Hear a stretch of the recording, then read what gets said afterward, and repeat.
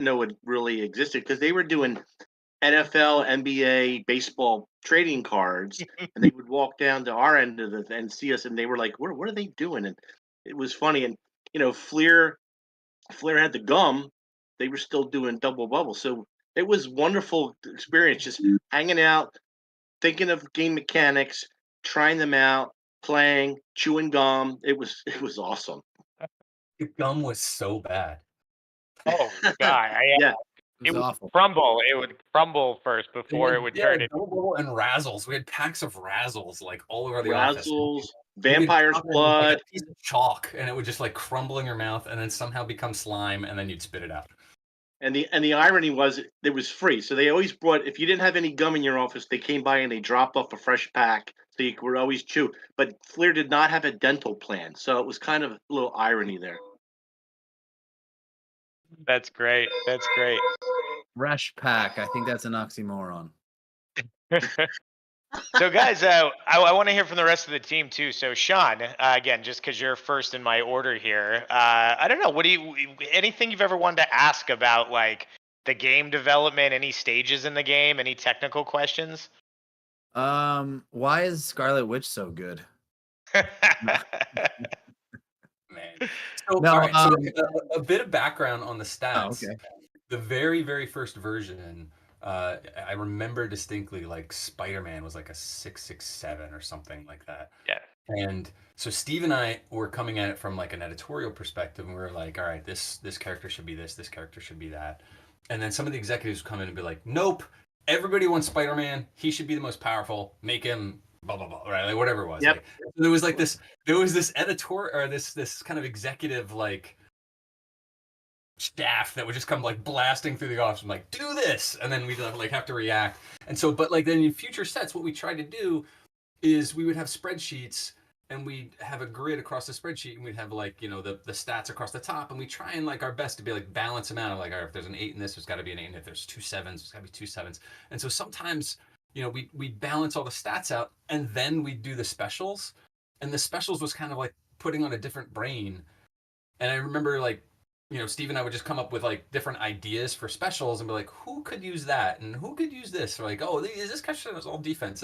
And sometimes you just don't know like what that combination of stats and specials is gonna do until later. So there was no intent to make one character more powerful than another character. It just sometimes worked out that way, and then we'd have to do other things in future sets to be like, all right, how can we temper that? So Yeah, that leads me to a quick technical question. Sorry, actually, go ahead, Steve. I want to hear from you before. No, Ron hit the nail on the head. A lot of our input was first and foremost editorial because alongside doing Overpower, we were doing trading card sets too.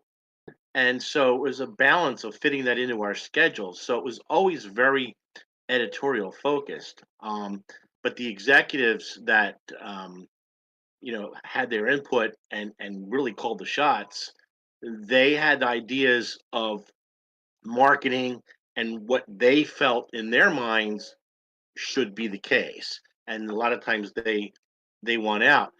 Thankfully, though, it was one of those executive inspirations that brought the poker aspect, the venturing and all to the game, which really to this day made it unique among all other collectible card games and the aspect of the game that truly makes it special.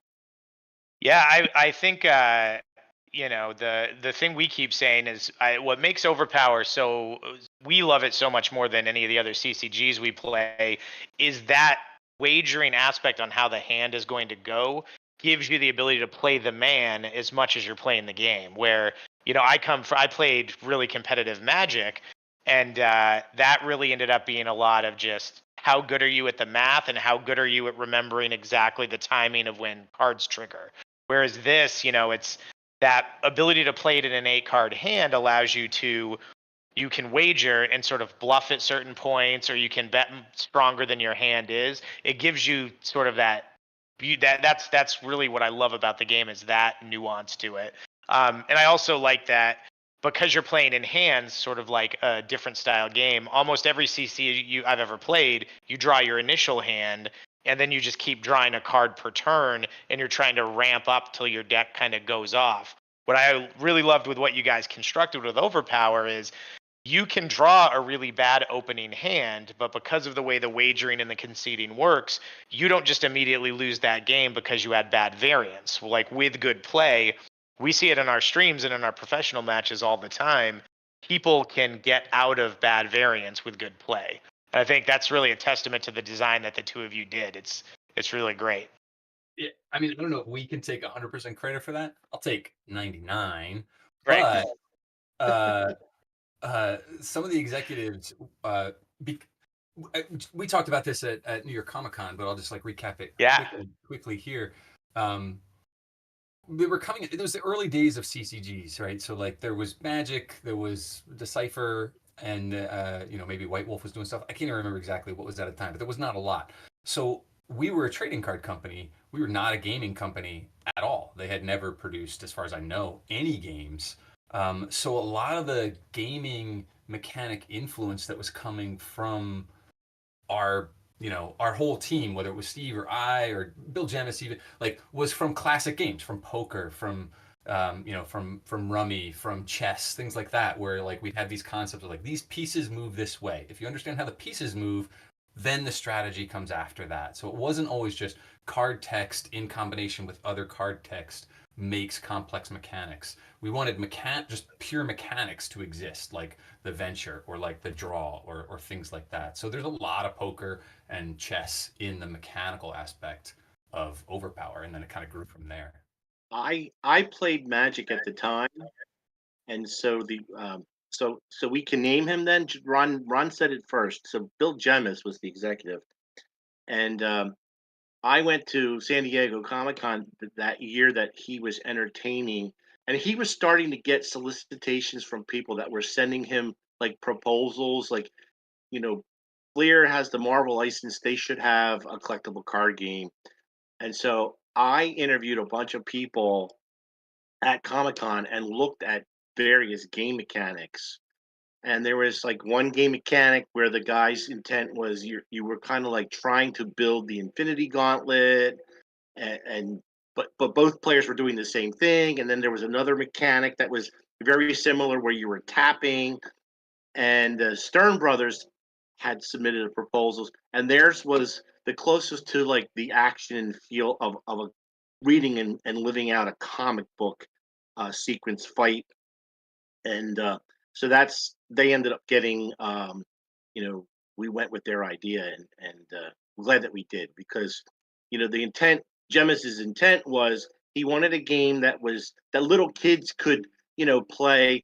The kind of like the war aspect of it is I attack you with a 7, you block with a 7, you know but then the poker aspect, which kind of got layered in later. We were sitting in a meeting playing a certain way. I don't know if Ron remembers that. And he came in and he said, "We're changing everything," and he put in the poker aspect, and we were just like, "Can we do that? Are we gonna hit our deadline?" Because Comic Con was looming. That was in July, and I think this was like in March.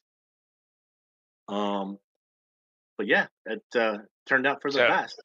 yeah, that's super interesting. Yeah, so that's what's kind of interesting. We're in such a different boat on so many levels. Like with us, now that we've acquired it, like we still have to work with the people that we're licensing from, but they, both Edgar Rice Burroughs, who's a fantastic partner, and Top Cow. I can't sing the praises of both companies enough, because they've met with us, and I think talking with the four of us and seeing our passion and our experience with the game, they're been very hands off so far with anything to do with the mechanics. And we all kind of seem to have the same agenda. I mean, I want Witchblade in the Darkness to be amazing because they're like the coolest characters in that universe. I want Cyberforce to be amazing because I read them.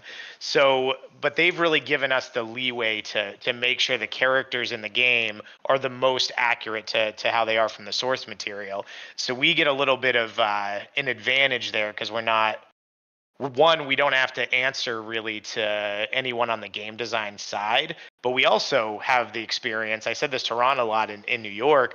We've got 30 years plus of CCG development best practices. We can, you guys were saying you had 2 or 3 games. I can go back and read the rule book for probably 250 CCGs at this point. I mean, I don't even know how many I've played. 70. You know, we used to just pick up every single starter deck and try it and read the rule book. I remember playing a Terminator game, a Highlander game, a Buffy the Vampire Slayer game. Like, if it was a TV show in the 90s, we played it at some point. So so it's really, You play the original Star Trek game? I don't know if I didn't. I know the one you're talking about, but I don't think I've played the one you're talking about. Yeah, you and most people. So I played the one that's the one that got like really big. I played, but there was not the clear one. The Cipher, the Star Yeah. Wars one. Yeah. I'll cue this up for Ron. So talking about the license holders and their say. So Marvel, surprisingly, they were pretty much, they didn't really care what we were doing. They trusted us because we were working on the trading cards, and they knew that we were very editorial focused. And their main concern was, you don't want to have characters exhibiting powers and abilities that were outside of what they would do inside the comic books. And we had history with them with the trading cards, so they trusted us. But then I'll let Ron talk about this, because Ron kind of led the editorial and the art with DC, and that was a whole different process. Go ahead, Yeah. Ron. It was. Yeah. So again, we talked about this a little bit at Comic-Con, so that video will come out at some point. Yeah. But I don't think that conversation's in the video though. So oh, all right, we'll give the clean version of it. Yeah. So the thing I think many people don't understand is the relationship that Fleer had to Marvel and DC, and how licensing works and how that all came about. But in a nutshell, Fleer was Marvel, right? We were Fleer. We were creating the game, and Fleer was 100% owned by Marvel. Our business cards had Spider-Man in it. Our checks came from Marvel. We were a different company. We were like a daughter company, but we were essentially the same company. So we had a lot of leeway to use any character we want and create the game in more or less any way we want. And we would literally fax things back and forth, or hop on the phone and call them, and they'd be like, yeah, this is happening, or this is happening. So that relationship was really easy and really seamless. DC, the license, you need a license to create characters, right? You can't just choose to do it. So you need permission. So a different trading card company had the DC license, a company called Skybox. And they were based, I think, in like the Carolinas. I don't remember exactly. You're right. Yeah. So somewhere along the way, Fleer bought Skybox. And they became Fleer Skybox. And so the licenses that Skybox owned all became not free to use, but they were usable by Fleer. So suddenly we had the ability to do DC OverPower because we had the mechanic, and now we had the license to the characters. And so that negotiation took a little while, and we had to make certain concessions to DC for the way they wanted to represent their characters. And I think mostly that was with the introduction of the IQ stat, and with the introduction of that little brand on the bottom of the card, that hero villain icon. They were concerned mostly, they were concerned about representing their heroes and villains as distinct. They didn't want to blur those lines. They didn't want people to think, it's early on. They didn't want people to think necessarily that like Batman and whatever, like Lex Luthor team up all the time, and that's a normal thing that happens. So they wanted to make sure that the fans understood these are the heroes, these are the villains. That little icon doesn't come into play too much mechanically, but editorially it was important. So working with them, it becomes a different pattern, right? They don't necessarily have any control over the mechanic of the game, but they do have an approval process where they can say this character is represented properly or not. So they're not going to come back to us, or they didn't come back to us and say, oh no, Batman should have a 5 energy that gives a second thing, or this bonus, or they didn't understand the mechanic in that way, and that was kind of out of the scope of what their license was, right? They didn't own the mechanic, but they could come back, and they did come back and say, oh, this character should have these stats or something like these stats, and we would then say, well, you can't have someone with all 8s, or whatever, and to kind of explain the mechanic a little bit so that they could make a better choice. And that's how, if I remember right, like Superman ended up with a 7 and Doomsday ended up with an 8, or Batman ended up with a 7, and I think it's Azrael has the 8. Yeah, he's got the 8 fighting. So they were very dialed into the editorial, so much so that they were like, well, Doomsday beat Superman, so Doomsday should be the 8 and Superman should be a 7. And we'd be like, okay, that's not how we're doing it on the Marvel side. Like, we're kind of doing the evergreen version of the character, not like this moment. Some of them we did this moment, but generally speaking, you probably want Superman to be your biggest guy. They chose differently. So that's some of the thing that comes about through, when you own the property versus when you're dealing with a partner and working with them to represent the vision that they have in your game. That's super interesting. Yeah. Yeah. Well, we haven't got to hear from Keith or Dave. So, Dave, you're next. Any questions for Steve or Ron? So, I got into OverPower in middle school, and I think everybody who's ever been on these streams knows I got a 3-pack of cards in a Berry Berry Kicks box, and it just happenstance. And then I saw them. I saw a Spider-Man like web shield and a level 2 power card and a training or something. I'm like, these look awesome. And there's a little comic book store in Baltimore. I don't think it's open anymore. It's called Comics Kingdom. And I would go dig in my couch cushions for my quarters and Dad, let's go to Hopkins Library and you get your book as engineer and I'll buy some OverPower. And that was a lot of my childhood. And my best friend, I was best man at his wedding. He was in my wedding party. Nick Spivak, who plays with me still. He was also a fan. A bunch of our friends would play and we didn't know how to play. So sorry, the question is, and I want to make it happen for us too. How did you whose idea was it to put promo cards or samples into cereal boxes? I know that was obviously prizes in cereal was huge back then, but who made that happen? No idea. It was wild. So Bill Jemis, the executive, he would go to Marvel once a week and have meetings. And so when they knew that we had this property of OverPower, they would look for opportunities to seed the market with exposure for the game and also to throw out licensing partnership deals, marketing partnership deals with companies. And so, one of the more popular ones, I think the first one we did was the Hillshire Farms, The Lunchables. the Lunchable one. And then there was the cereal. And I think there was an underwear one. Ooh, I don't know about that. And then, of course, we cut deals to get, favorable advertorial and editorial positioning in like Wizard magazine, Web-Headed Wizard. Yep. And so it was kind of like bartering and trading, and I'll do this for you if you just for me. But a lot of that happened. Ron and I had no say in that. Somebody would come down and say, you guys need to create a card for so and so. This is what it's going to be, and we had to think about what it was going to be and how it would fit and what we needed in a game mechanic. What were we missing, and do we just want to create something that we already have and just throw it out there? That was our challenge, but the deals were made way above us, and Marvel had a whole department that handled licensings where companies came and put Spider-Man on beach shovels and whatever. And so that was all kind of part of that and part of a bunch of other things.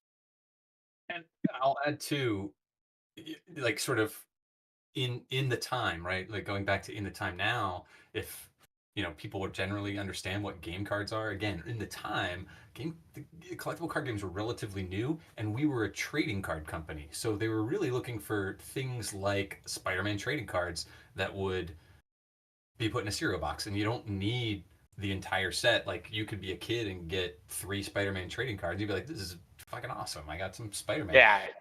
There was no like, this connects to another thing. There was no like 3D chess happening where you're like, we'll hook them with the cereal and then we'll get them. Like, that was not a thing. It was really Jemis, and I guess whomever was on the the Marvel licensing side to kind of like, hey, instead of putting trading cards, how about we have this new product and we'll put these in there? So it was them really kind of selling the game in every way that they could possibly get it into people's hands, which was ended up being a good thing. Very, very cool. I still remember my grocery store had a whole rack of like 50. It would just be Lunchables, and I knew no one else in the store played, and I could slide the Hillshire Farm card out, and me and my buddies would go through and get them all out of the Lunchable. We call that Oh. theft. Yeah, I'm not sure I you was should admit that on the stream. I was young. I didn't know any better. Statute of limitations is passed, maybe. So Keith, I know you guys know each other a lot better, but any questions for these guys? I mean, I don't know that I really have any questions, but just, I don't know that I really ever did, but thank you both for, taking a chance on me back in the day and letting me, be a part of the game back then with, the 800 number and doing articles and then, some cards and stuff here and there and just, part of what led me here. So just, thank you both very much for that. Oh. Yeah, It worked for those out. who don't know, Keith was like the third guy on the team after Steve and I in our office. Keith came in; he was the first national champ, and then National champ, the first number one ranked player, but yeah. Yeah, and happened to live like 20 or 30 minutes from our office, and so he came by, and we were like, "You want to help?" Because otherwise it's just Steve and I in an office with a pile of cards. Very so cool. that was, Steve was Keith was like a valuable addition. And for those that have ever played with Keith across the table, has like an endless array of trash talk and insults that he can level at you that are hilarious. He shouldn't probably repeat most of them here, but it made playing extremely fun.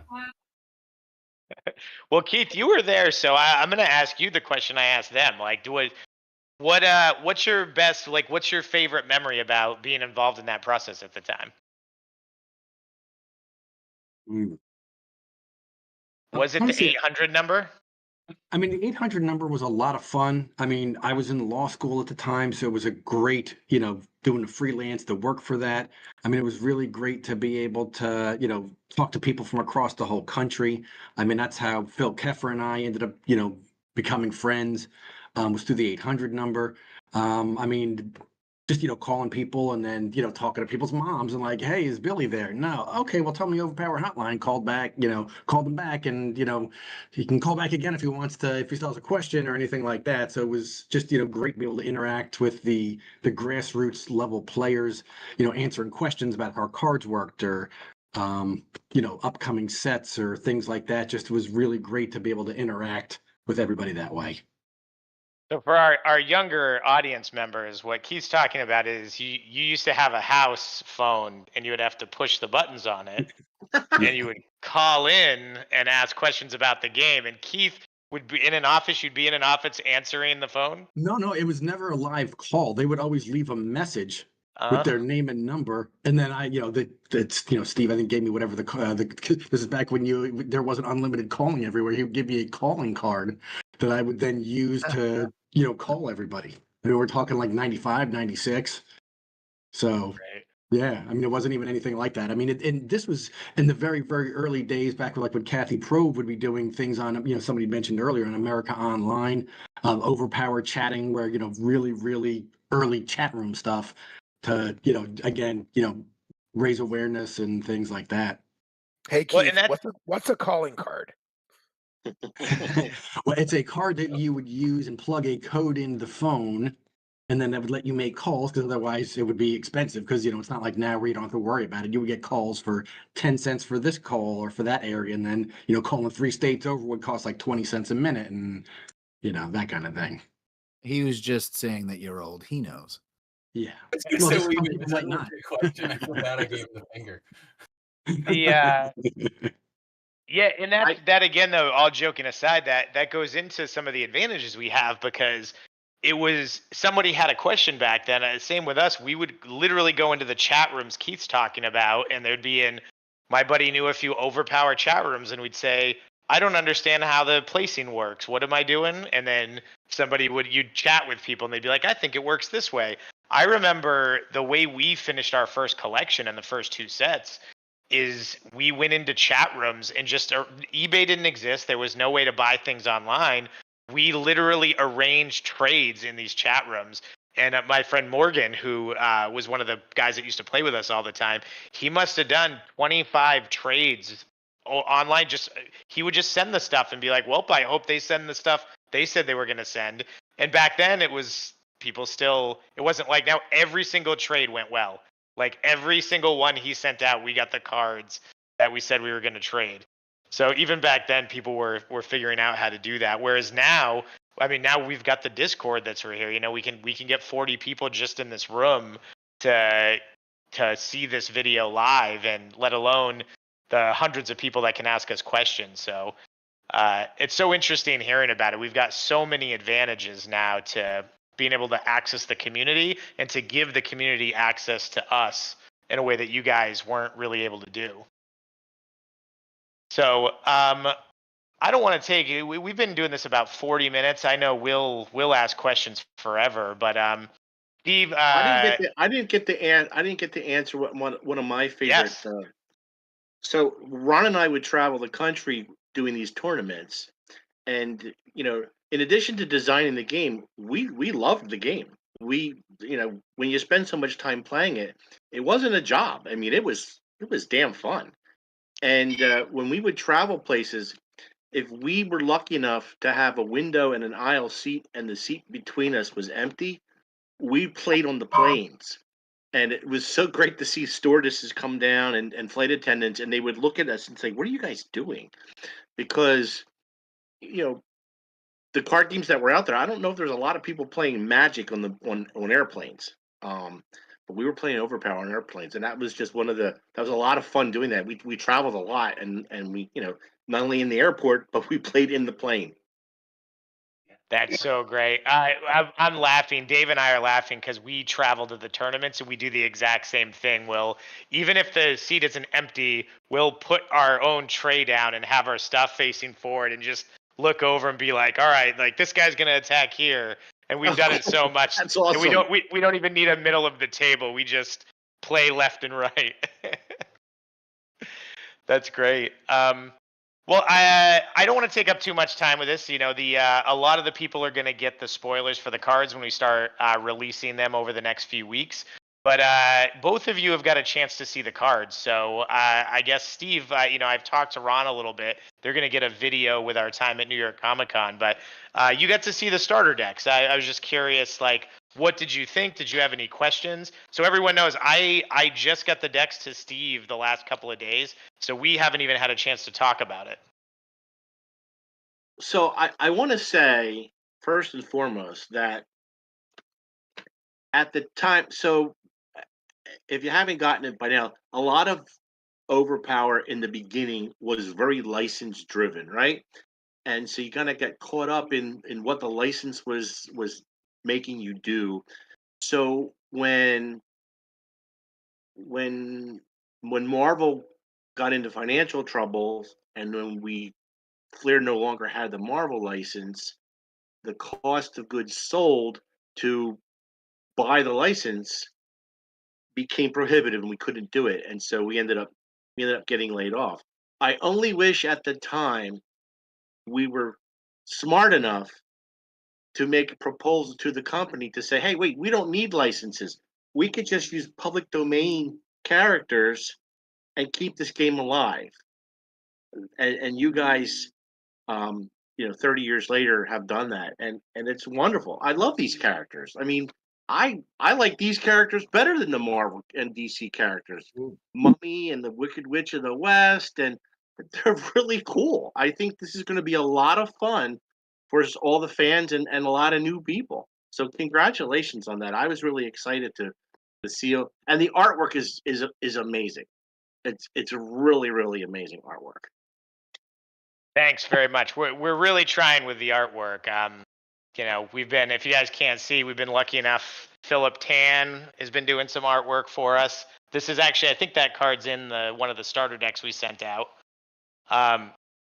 Well, that's great, Ron. I know they're gonna see a lot of us chatting about it, but well, what did you think? Did you have any questions from what you saw at New York Comic Con? Now that you've had a week or so to kind of percolate on it, or No, I mean, I'll reiterate the artwork thing. I mean, that was one of my core tasks with the original sets is the artwork and just the ability now to produce, just amazing artwork without jumping through the wild hoops that we had to jump through. I talked a little bit before with you guys about like in the early days, we literally would fax sketches back and forth and then FedEx originals so that we could scan them, so that we could send a scan to like there was no technology like there is today. So like there was a lot of like you're just kind of throwing stuff out into the dark and then hoping it comes back the way you thought it would come back and you can include it in the set. Now, I mean, the artwork on these cards is just amazing. And the design and incorporating the original components of the game into a modern version of that is just top notch. It's really super super great looking. And I'm sure, Ron, I'm sure you're jealous of the fact that they've got these public domain characters, so they can depict them any way they want. Because I mean, other than Edgar Rice Burroughs, their property and everything, how many times we would have to with trading cards mainly, but with the overpower cards too. That was probably the one thing that Marvel would ding us on is how the artists, how skimpy were the costumes on the women characters, and uh, you know, you're not depicting this character in the right costume. That's not what the editorial is happening right now. You need One to was a depict it big this yeah. way. So to not have to worry about that, and just to draw, Cthulhu however you want to, is very liberating. yeah, it's definitely Sean and I have been dealing with that. It was definitely really fun. Sean was the architect for most of the card layouts as well. So he would like come up with the idea of like, I'm trying to think of an example, but what is like Headless Horseman doing in the picture to depict that he's marked somebody and now he's gonna like mindlessly go after that character. So that part was definitely fun. But I'm curious because with our process, in a way, is a lot easier because, like you said, we send this out digitally, and then an artist just sends us an email with like a JPEG, like, how is this? And I go, sketch is good, go to the next stage. Then they're like, here's it inked, here's it's colored. And then when they're ready, we just have a Google Drive folder and they just dump a 600 DPI piece in there, goes right to our graphic designer. So what happened with you if so this is just fun history. So you're working on a character, let's say Red Skull, and I know this is just from my own. I think you're not allowed to show like Nazi symbols. So that's on a character's arm patch because he was a Nazi. And then they tell you, okay, you have to change it and make that the Hydra symbol. Like, what was a process that you would have to go through to do that? So The if they Strucker card, not to hop in real quick, but I think that was actually a Baron Strucker card that was more the issue with. But that specifically happened. So what was your process at that point? Yeah, yeah, with the Nazi characters, you couldn't actually show Nazi symbols, which is a fine rule to Yeah, have. perfect. Because, we have other symbols to show to make sure these are bad guys. Um, but let's, like if an artist were to draw the sketch and it came through with a swastika and we didn't catch it immediately, because usually we would catch that stuff right away. So when it would come through, it was not emailed. It was like faxed to us. So like they would literally, we had a fax machine near the office and it was just spitting out sketches like constantly, and we'd have to go and we'd get it, and sometimes you'd have to like, what, the ink is low, I can't see it, or whatever. So you'd have this like faxed piece of paper with the sketch on it. Sometimes we would have to then fax that fax up to Marvel for their input. For whatever reason, there was a guy at Marvel, an art director at Marvel, whose part of his job was to just give us feedback on stuff. Later on, as we sort of proved ourselves to know what we're doing, that became less and less. But early on, especially, there was like a lot of faxing and building that trust. But if we caught it in the sketch stage, no problem. You just send the notes back to the artist and say, hey, no swastikas. If that actually came through and like, so the next step of this would be the sketch is approved, they pencil it, or they pencil and ink it potentially, depending on whether they were inking themselves or not, and they would FedEx the originals to us. And so if we got that original and it had a swastika on it, we'd have to like send it back and have them correct it, which usually involved literally a patch, like a piece of other artboard on top of that artboard, like, fastened on and drawn over. So it would be like literally pasted on top. Or maybe if it was not such a big thing, like it's a clear circle and we know what's inside the circle, there's nothing obscuring it like somebody's face or anything like that, you could send it to the colorist and the colorist could just take it out in color and drop in a different symbol or something like that. So it would really depend on like what the nature of the change was. But yeah, like going back to the original artist, FedExing the actual artboard back, having them use another piece of paper to literally paste it onto the existing piece of paper and create a literal patch of artwork on top of the artwork was like, that was the way it was done. That's so cool. It's archaic. We could have never done this card. So what Yeah. about it? The explosion? No, the smoking the cigar. Oh, see, I don't even think of that. That's- But that's so funny though, because they always show Nick Fury with a cigar? Used to, but after like the 80s. Yeah, and there were different rules at the time based on the perceived audience. Again, we were a trading card company, so the perceived audience was that trading cards were for a younger demographic, and so there were different rules we had to follow for the kids than they had to follow. Wolverine was known to smoke a cigar once in a while, but we couldn't the depict thing. that. Yeah. That's so interesting. Well, guys, my team here, my design team. Any other questions for these guys before we open it up to some audience questions? No. Nope. Dave, I know I'm going to ask you specifically, as kind of, we like to call Dave our architect of the rule book. Is there any like rules related questions? If we've changed very little. I think if anyone's actually played the game, we've just kind of added some things that we think from a design perspective is just the next natural step, like the threat icon being separated or the white icons to denote offense and defense and timings. But do you have anything from like a rules standpoint? Maybe not a rule standpoint, but I've always wondered with Teamworks. When we were kids, this with all strings, and I know that I'm wrong, but with Teamworks, I'm not sure that I'm wrong.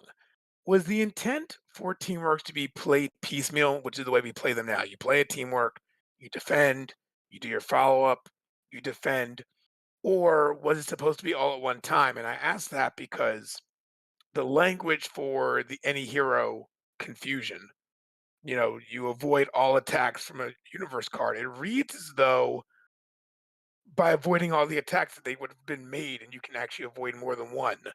But in practicality, in the way it's been ruled by the Legion and for decades now, is that it's more almost like a negate of a teamwork.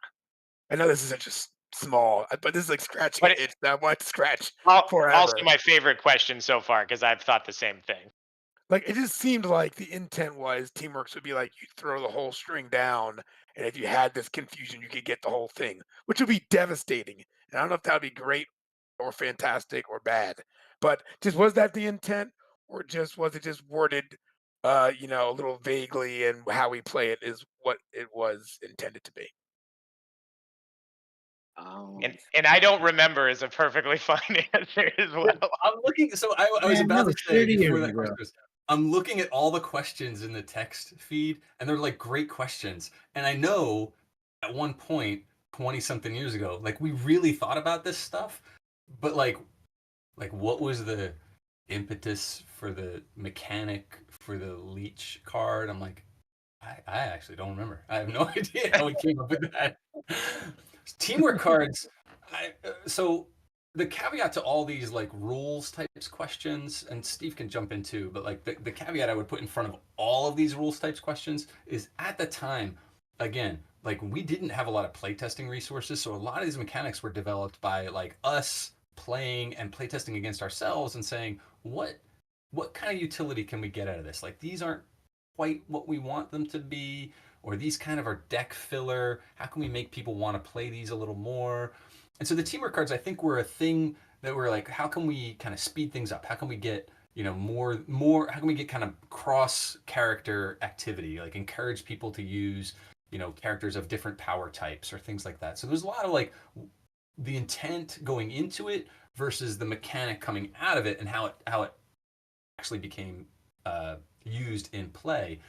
And then, of course, naturally, because we didn't have a large playtest group, I think someone asked a playtest thing, because we didn't have a large playtest group, because we didn't have a lot of playtesting happen before the game was released, it was a lot of retroactive stuff, we would kind of see and gauge and then react, so it was a lot more reaction than action. I don't remember exactly. Oh, so the caveat, anything we say here about the intent, or even if as I'm thinking about it now, like should not actually supplant the rules as they're played right now. Like Joseph and his whole team and you guys, like you're crafting that rule book now to determine how this actually plays. And you've put a lot of thought already into the sequence of things and whether it's offense or defense or how that all plays. So like I don't want to just like, throw a big bowling ball through all of that. I think if I recall, and Steve jump in, I think the intent was that the teamwork card would be like blam. And then if you had a thing that negated all of that, like that would negate all of that. It wasn't like a mini subset of activities that would happen before returning to the main activity that was happening, if I recall. That's correct. Yeah, it was designed to be all at once. And what's the man? I'm drawing a blank on this. What's the character that gets thrown? Well, who Baseball gets special? thrown? Wolverine gets Colossus? Colossus. Yes, yes. Yeah. That was kind of like the spirit of it. It's like so it was all at once. Yeah, that's Or funny. if you're a super X-Men nerd, it could also be Wild Child and Sabretooth. Oh Yeah. yeah. Age of Apocalypse. So that's awesome. Those are the kind of questions I like, because we've said that a bunch of times. We'll read the confusion card that said avoid all attacks, and we're like, I bet originally they were putting them all over at the same time. You know what's super interesting from this conversation was I felt reaffirmed that you spoke of obviously the structure of Fleer being owned by Marvel, because going into this process we didn't know any of that. And then as we were doing research, as we were trying to acquire the IP and build this all out, there was some book or article called The History of Comic Books or of CCGs. It was like a multi-hundred page compendium that I found parts of for free digitally. And there was like a whole section about CCGs. And that's where I read there that like, no, Fleer was a part of Marvel. And I'm like, no, really? And then I had to pull some strings there to even figure that out. Because as a kid, when I was consuming this, I was like Yeah. ages 12 to 18. And then in college, I kind of put it down and then picked it back up. So like just speaking with you guys for that knowledge of what it was like and how much things are the same and how many things have changed is really cool. All right, guys. So we don't want to keep these guys forever. Ron and Steve, we're already coming up on the hour mark. We're going to take some questions from the audience, but don't, if you guys, I know you guys have families and stuff going on. If you guys have to bounce, feel free to let us know. What? Do we still Yeah. have Letty here with us? Is Letty here? I mean, it might be done Yeah. soon. I'll let you know. Hey, Letty. So you guys haven't met Letty. Letty's one of our amazing team members. She really is the main driving force between everything we do here. She keeps all of us from chasing our tails all day. So Letty, do you have some questions you want to kind of shoot off for us or for hopefully for Steve and Ron from the audience? Yeah, I have a bunch of questions here that I collected from the chats. So let's go. We have some that you already answered, but you guys can compliment if you want. The first one is, did you have a dedicated playtest group? If so, how large and typically how long was the playtest period? I love the laugh. I think Ron's already addressed that. I mean, it was two guys, and not the old department store. It was us two, and then later on it was Keith. There was another guy, Gabe, who came in for a little while. Gabe Alonzo was the very first. He won the San Diego Comic Con tournament.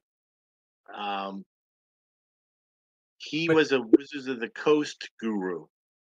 Yeah, so he knew a to lot. answer the question, we did not have a dedicated playtest group.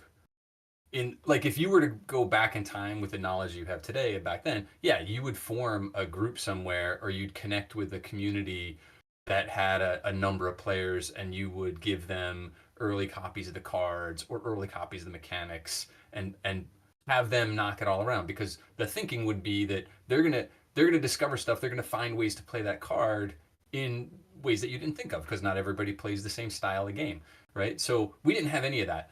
It was literally just Steve and I in a room playing game after game after game, and intentionally, like, we weren't just playing the cards we like we would intentionally, like, I'm gonna build a deck that does this, or I'm gonna build a deck that's just all of voids or whatever, right? Like, you'd come up with stuff, and then we'd play it, and that was, like, like our best effort to try and imitate that playtest group.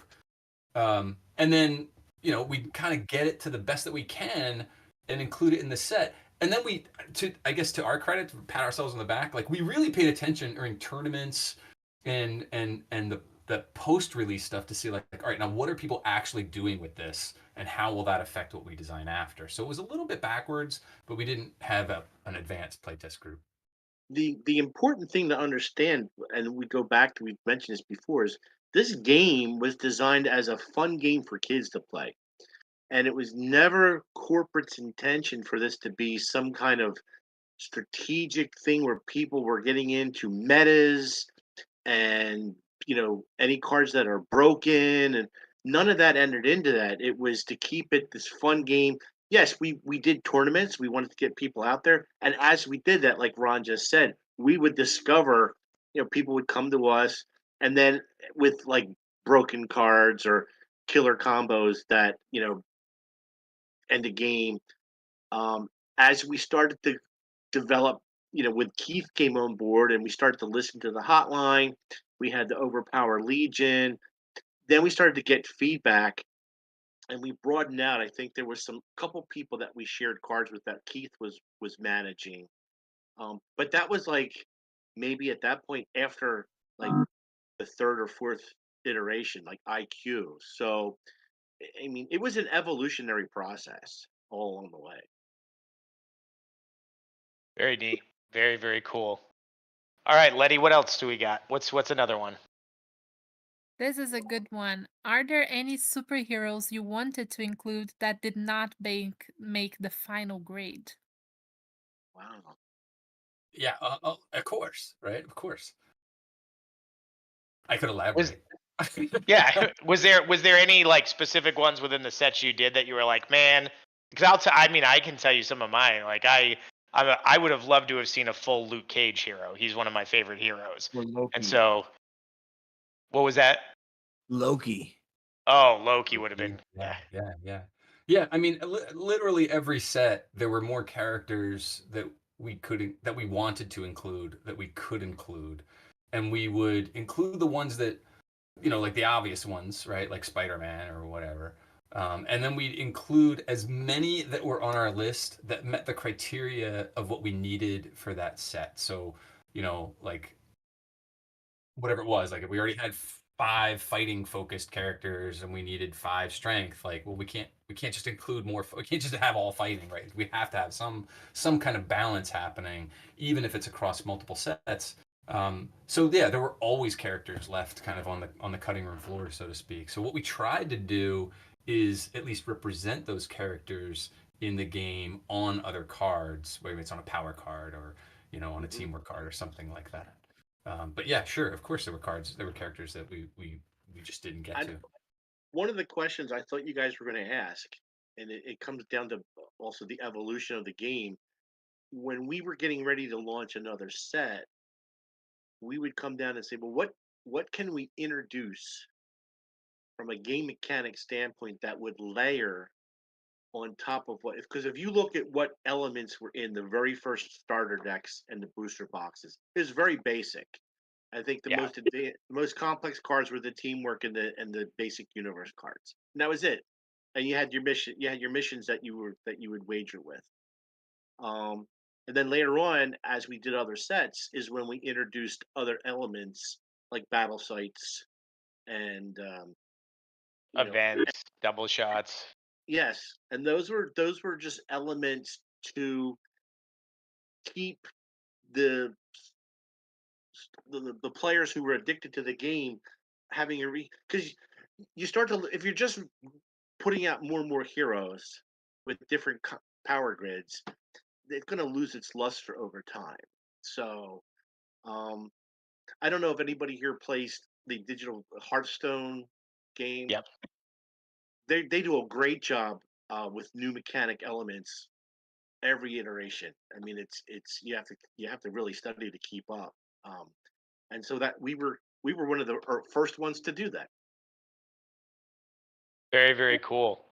All right, Letty, what else do we got? Okay, so moving on. This came in our Facebook live stream. Why were the DC cards less powerful overall? Yeah. All right, we'll try and tackle it. You can you can pass too if it's something that you're not comfortable We'll try. talking We'll try. So this goes back to what we were talking about before with the difference between working with Marvel characters, which we were Marvel, so we had a lot of leeway to and we were coming at it from we are the source of the editorial and we are the source of the mechanic, and so these two things can blend and produce the gestalt of these is done well, right? Because we kind of control both of these things. With any licensed property, whether it's DC or later the Image set, or even if I would imagine with the Edgar Rice Burroughs set, you're dealing with multiple parties now, so you have to represent multiple interests. You can't on your own just say, I'm gonna sacrifice this piece in order to benefit this piece, and on the whole it's going to work. That's a hard thing to explain to a licensor who may not understand the game mechanically and may not need to understand the game mechanically, right? They're doing a different job. They're not building the game. So, in the case of DC, I don't know that you can say 100% true, like all these characters are worse than all of these characters, but there is a difference. There's a difference there between how we produce the Marvel cards and how we produce the DC cards, because you have that other party involved. And like I said, they wanted to do things like to represent the characters in the moment. So you have things like where Superman is less powerful than Doomsday, which makes sense when you're thinking about it. I only am looking at DC and only playing DC within a DC universe. The DC is not really interested in how does this benefit or hurt Marvel, right? Like they're thinking about it as a trading card set of a DC universe played just within itself. Right. So they're not necessarily coming at it saying, and I'm sort of representing someone else's decisions from 25 years ago, but like they're not coming at it saying like, how does Superman compare to Thor, and how can I make Superman better or worse? Right? They're not doing that. I don't think they ever even asked to see the Marvel cards for a comparison. They were so focused on just their own DC universe.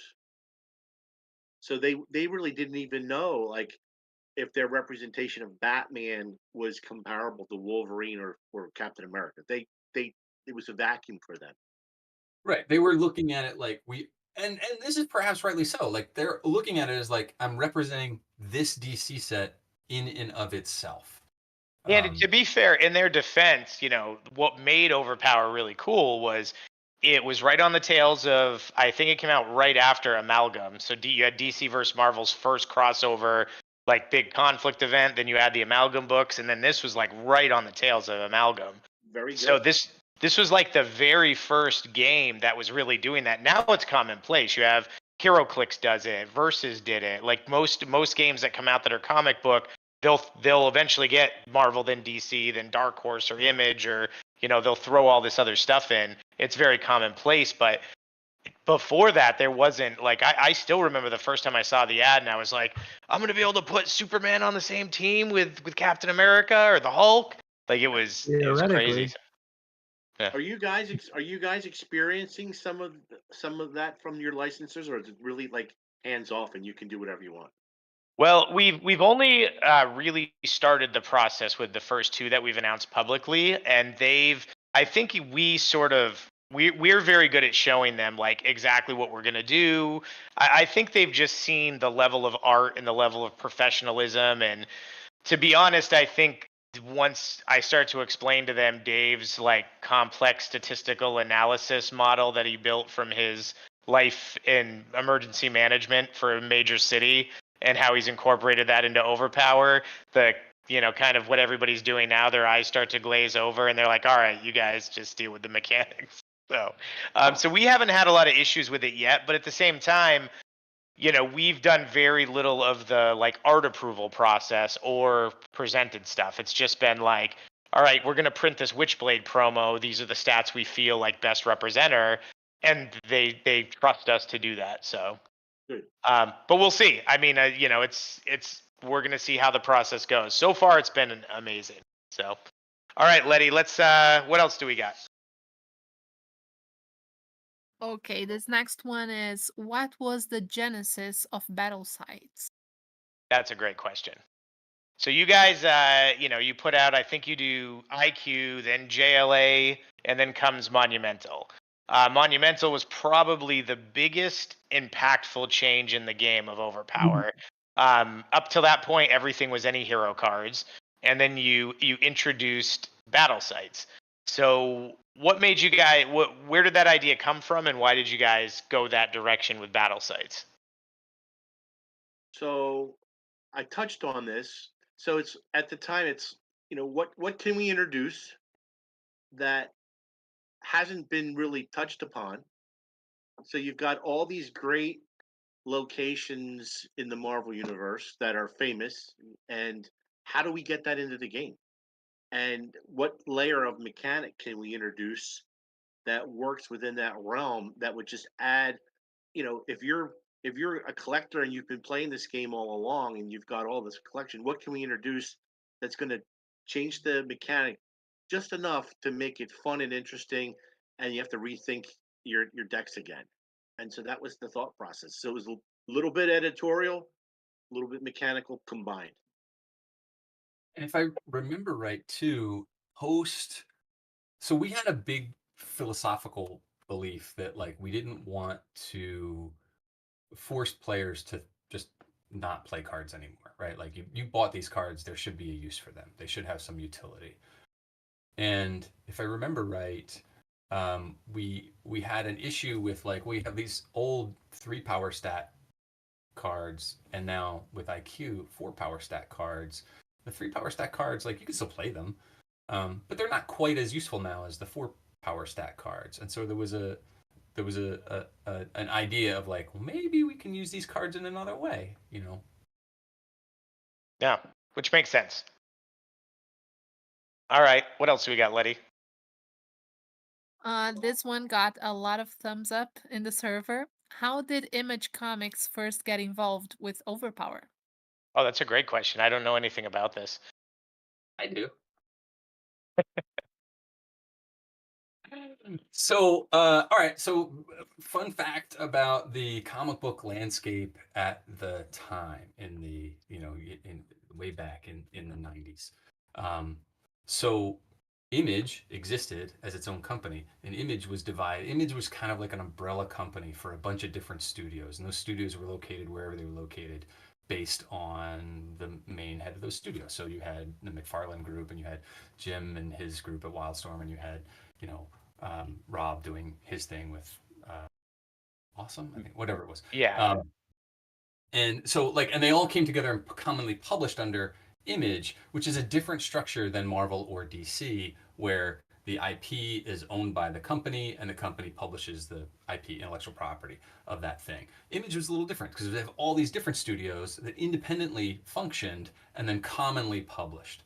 So you couldn't strike a deal in the same way that you struck a deal with DC, where you're striking one deal and you have the access to the entire DC library of characters. It was a bunch of little deals with individual studios. But the problem existed, like, well, how do you get in touch with these guys? How do you explain this to all these different things? So back in the day, Wildstorm was not owned by DC. Wildstorm was an independent company based in La Jolla that was part of Image, the umbrella. Wildstorm, in addition to publishing comics that we all know, right, like Gen 13 and all those things, they had another group that was a part of their company called Wildstorm Productions or Wildstorm Studios. I forget exactly what they were called, but their job, they maintained kind of that old Marvel bullpen style where they had artists and colorists and inkers all in-house producing artwork. Some of that artwork was the stuff they published in the comics, but some of that was not. So we used Wildstorm Studios as a coloring house for a lot of the cards. So we already had a business relationship with Wildstorm outside of the comic books, just in terms of like we'd get the art in, we'd send them 10 cards to color, or sometimes we'd use some of their studio artists to draw cards. So they were a resource for us as an art studio. So we already had that relationship. So when it came time to do Image Overpower, that was kind of the entryway into it. Like I think I can't remember if they had the idea or we had the idea, but it was kind of a mutual thing of like, hey, what about it? What about this? Like, why don't we do this? And then the introductions went from there, and we got all the studios on board, and that was kind of the origin of Image Overpower. Other weird, interesting fact: after this is not related to Overpower, but if you're just a comics historian nerd, after DC bought Wildstorm, that Wildstorm Studios group left Wildstorm and formed IDW. Oh, I did not know that. We've got some of the artists that draw for IDW doing our Leonidas card that we gave out for the promo is artist Raymond Gay. He does Ninja Turtle comics for IDW, the one Sean's holding up. Very cool. Yeah. Let's do a couple more. It's 9:15. Let's try to end for you guys by 9:30. I really thanks for being with us, guys. Everybody's I think real happy to have you here. So Letty, do we got any other great questions that you've seen in the chat? Yeah, we have 4 more or so. So in the original design of the game, did characters have hit points? Hit points. I remember something. I've actually got. I should have brought this. I showed Ron in one of our conversations. I have one of the playtest cards that a lot of us have because people somehow got their hands on them and collected them. And it says there's like a hits line, and it said like hits to KO. Like number of hits to KO, I think is what it was. Because my Captain America playtest card had that, and I guess I'll sort of add to that question. There was originally a movement stat. Were you involved in it at that point?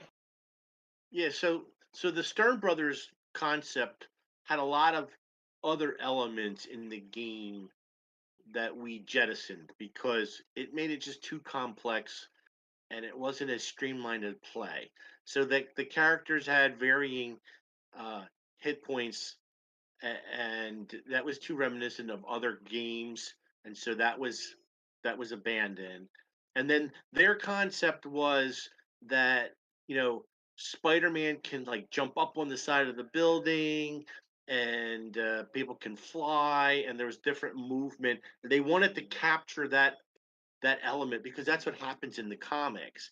And Pete's got one. Yeah, that's a little hard to see because it's reflected off your thing. Yeah, move it to your right a little bit too. Yeah. So this is the thing, the original one, which is 3 stats, and you can see at the bottom it says hits to knock out 5.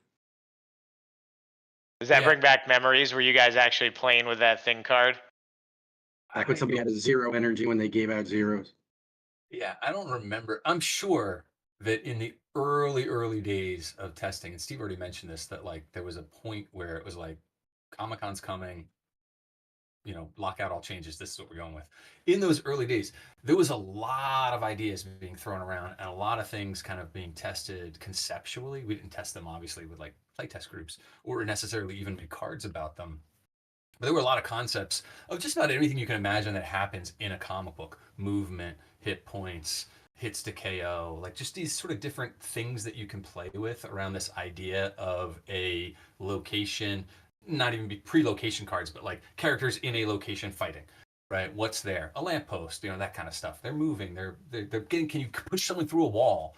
That kind of stuff that eventually didn't make it in the game for the very reason Steve said. Like at a certain point, you kind of throw out all the ideas and then, you streamline it into the thing that it needs to be for that first version, and then you can expand on it mechanically with each subsequent version. But you got to kind of distill it down to the core thing first, and then Go from there. it kind of shows you where it goes. What I think a lot of the concepts that were proposed in the Stern Brothers original game, what we did when we got rid of them, because as an individual element, they added layers of complexity that, remember, it was supposed to be a game that 8-year-old boys and girls could play. The more elements you put in, the more complicated, the more rules books you needed. So we got rid of those, and we captured that flavor with the specials. I see. Interesting. That's a really interesting way to put it. Like, yeah, so instead of having flight be a stat or like a core game mechanic, it's storm special. Correct. Yeah. Interesting. All right, Letty, what else do we got? Oh, sorry. Go ahead, Steve. That's it. I was going to say the Stern Brothers did have specials in the game, but we used those specials to capture more of that editorial elements of the of comic book action, so that we could pare down the mechanic. Interesting. All right. What else? All right, moving on to some specific questions now. Let's see if you guys can answer those. Was the decision to include the Cerebrals X-Men, Grey King, Crux, Landslide, etc. in the X-Men set yours, or did that come from above? I kind of had the same question. Do you know what she's referencing? So in X-Men, Claremont had just returned to do his run on X-Men, and he had a team that really only appeared in like 2 to 4 issues. I think it might just be 2, but it was Crux, Landslide, Mercury, and it was like a version of Professor X. It was actually Cerebro, but everyone thought it was Professor X, and he gathers them up, and they like get beaten within an issue. But there are 6 playable characters in the game. So for things like that, was that like editorial? Were they dictating like use characters that are going to be in the upcoming issues, or? I don't even remember which characters are we talking about. They had a home base as well. That was the Citadel. Cape Citadel home base, yeah. Yeah. We remember him because we've been playing with him for 20 years. So. I mean, that very well could have been it. It was timely at the time, and we were working on it, and so by putting it in a home base, we were able to capture that. Because I don't think there's characters for those by themselves. There are. I vaguely remember this now. So I think the X-Men OverPower set was like one of the last, or was it the last? The last one. It was the last set release. So there was some business stuff that was happening in the background with Marvel going bankrupt and all that stuff. And that was the last set that was released, because I believe the license moved from, like, Marvel got rid of the license. We used to have the license to create trading card games at Marvel. They held the license themselves, and we created it in-house. And then it moved to Upper Deck or something like that. So like we couldn't produce the game anymore. So there were a lot of changes that happened between when Fleer was producing the game and when Marvel was producing the game. And some of those changes were good, and some of those changes turned out not to be so good. I think part of that X-Men set, because we were so close, I think I was literally working in New York at that time when that set was released. The artwork is a lot different. The characters included are a lot different. There was a lot that was much, much more closer tied to the current editorial than whereas before, where we were kind of making the evergreen version of these characters, or maybe not even necessarily evergreen, but like a popular historical version of the characters. Whereas by the time we were getting to X-Men, we were much more focused on like what's happening right now. And I think that's how that came about. Was that more of like you guys trying to stay current, or was editorial pushing you more to say like, hey, we want them to go buy this book? Yeah, there was a lot more coordination between what was happening in the books and in the game at that time, as I recall. So I'm not, it wasn't like anything sinister, like, oh, you must include these characters. But it was sort of like the strategy of the time was like, all right, let's make X-Men OverPower and the X-Men comics really get in line, and then we can align our marketing around like this entire thing as as one thing, that's happening in Marvel. So that's my best recollection of how that came about. All right, what else do we got, Letty?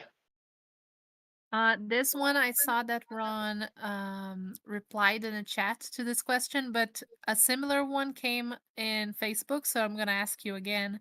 Do you have a published guide to power grids, or do you just wing them based on character knowledge? Yeah. So it's really just asking the process for how did you guys come up with what the grid values were? Yeah, I tried to answer this in the chat. We definitely did not wing it. There is at no time there. So like one of the things about a game, and you guys know this too, is you can't just make a game based 100% on editorial. It won't play, right? So nobody winged it at any time with the power grids. There was definitely cooperation with how characters are represented when we worked with our licensed partners, for DC or for Image or whatever. But at all times, it boiled down into the we would maintain spreadsheets. Steve and I would maintain spreadsheets of all the specials and all the power grades, and we would look at these things like, all right, look, we don't have any, or we have 2 of this and we don't have any of this, or no one has a 6666, or like whatever. We'd come up with different things, or there's all these like 4 pluses, but no one has a 5, So like there was definitely like master spreadsheets where we compared everything across all sets, regardless of license. So there was no time that we were winging it. But if the question is like, is there an official power grid thing from on high? Like, does Marvel maintain a power grid of their characters, or does DC maintain a power grid of their characters? The answer is no.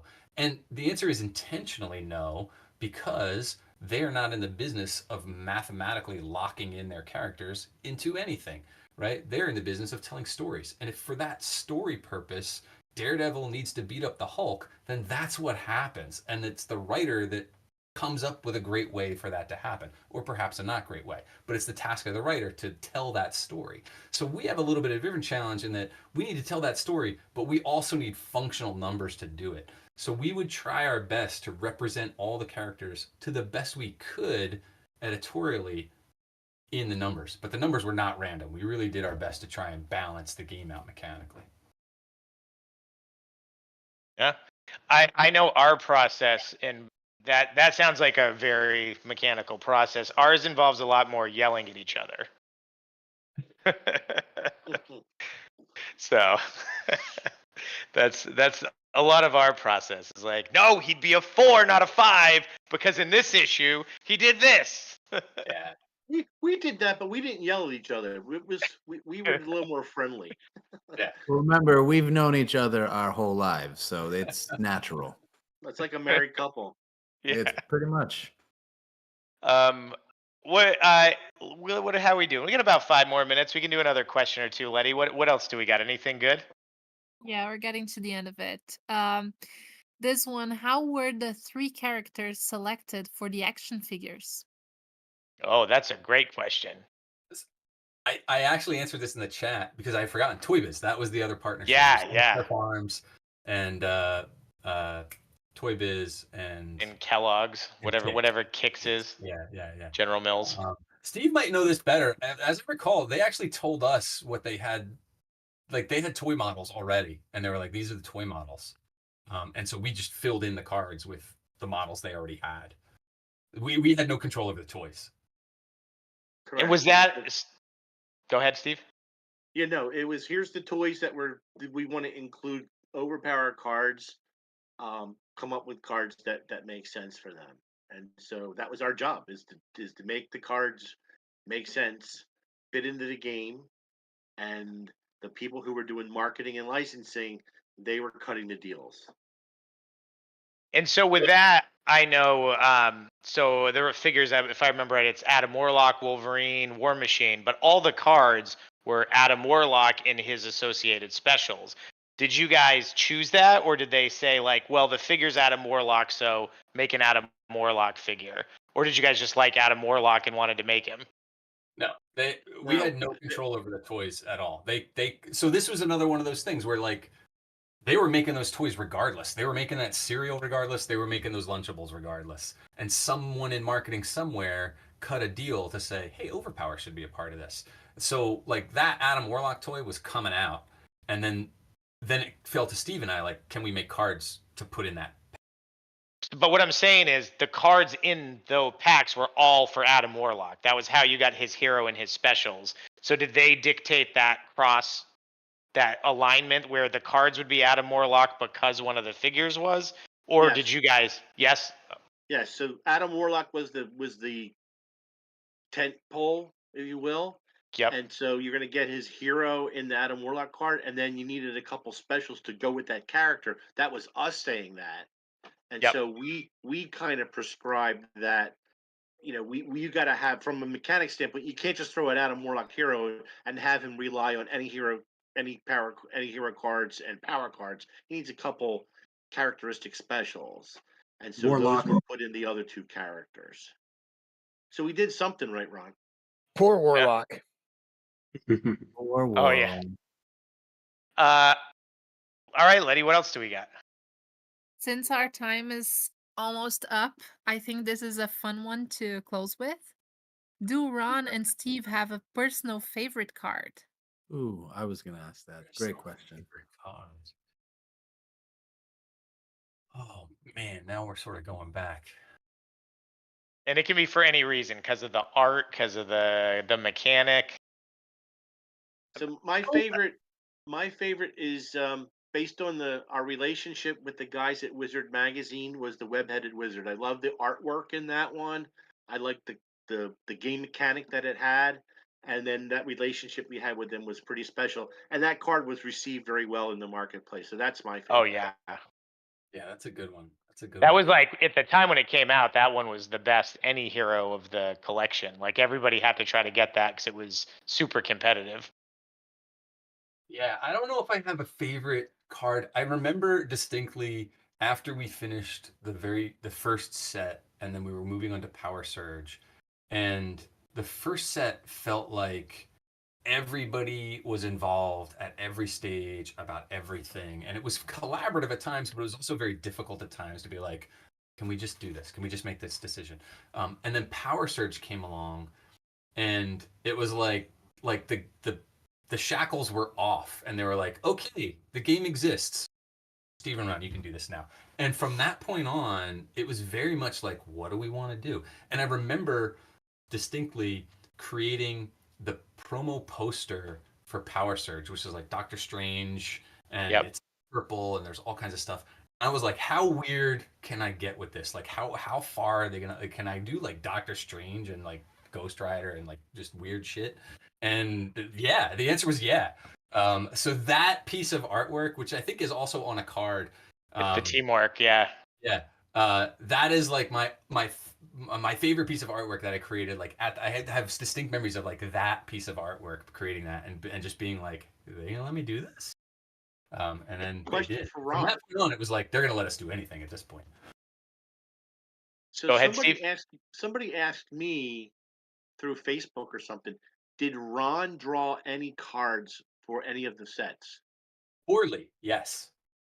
Which ones?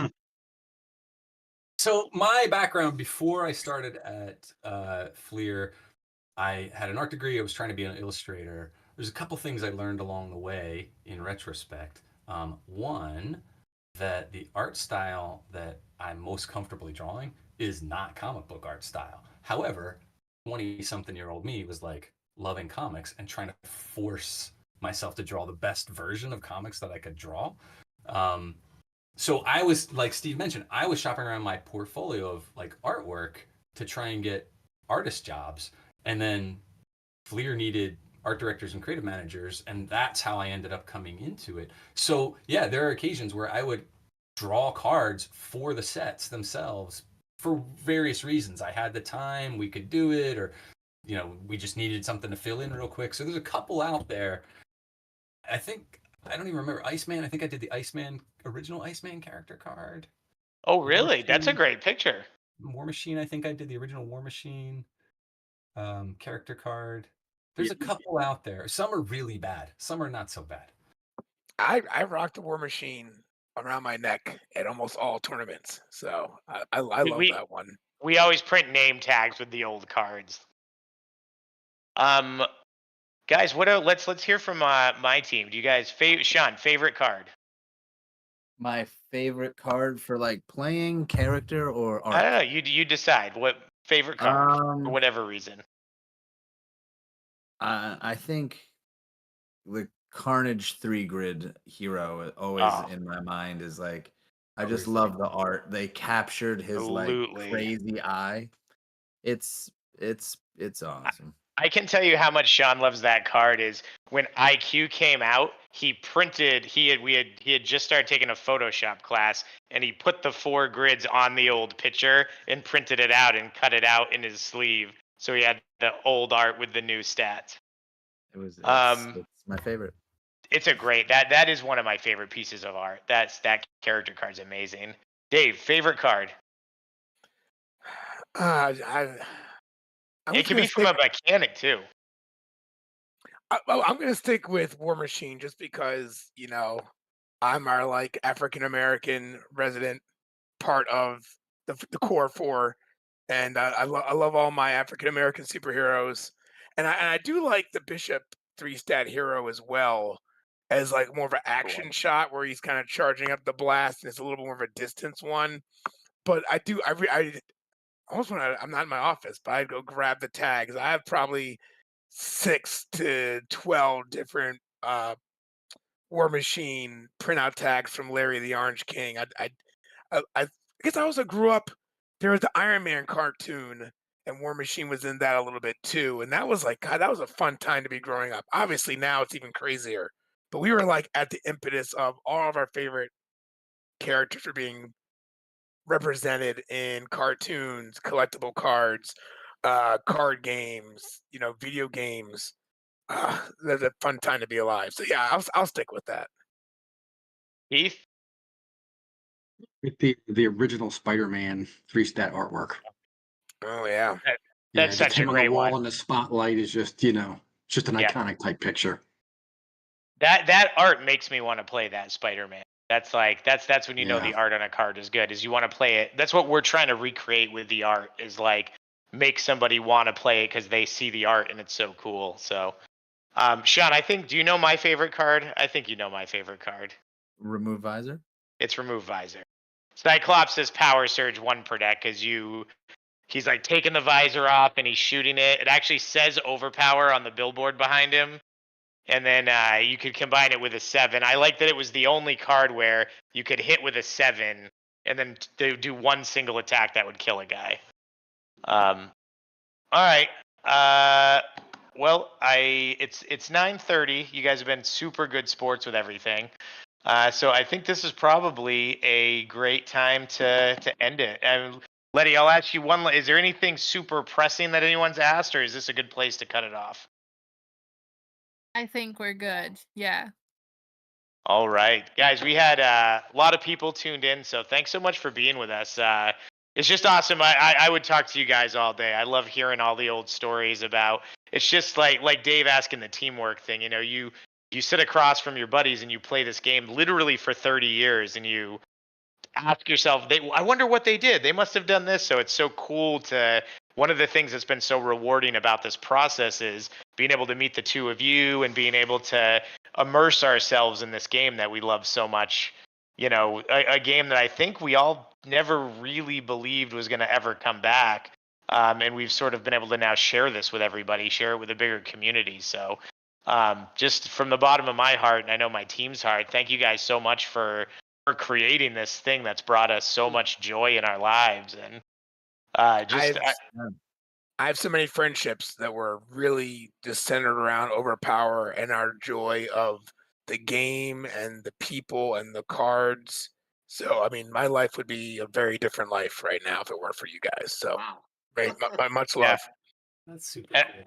and I mean, I'll say the same thing. Like, when I think back of the things in my life that had the most impact, it's like some people it's Star Wars, some people it's Lord of the Rings. Mine was Overpower. That was my core group of best friends always played it together, and we just never stopped. So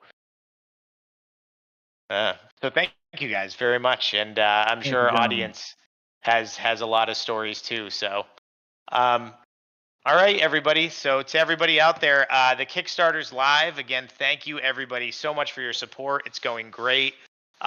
We just got the rough draft of the Learn to Play video. It was very close to being done, even on the first draft. So what is it, Tuesday? I'm hoping we've got that out on the Kickstarter, posted and out to everybody by the end of the week. We've got a huge artist we're this close to announcing. As soon as Skybound, if you're listening, you know they're don't forget I said that. If there's a third IP that is going to be coming out soon, so you know, let's Ronald's laughing at me now. I finally blew it. So there's another IP, and if they're listening, you know, let us announce. And yeah, let's end it right there before I get myself in more trouble. Tom Holland, you had to do it. Oh, I finally. Tom Holland's all right. SOB. Gentlemen, have a good night. This was great. Thank you very much, Steve. Thanks very much, Ron. You're welcome. Thanks for including us. Bye. Thanks, guys. Thanks, everyone. Way to go, Joe. We'll cut it in post production.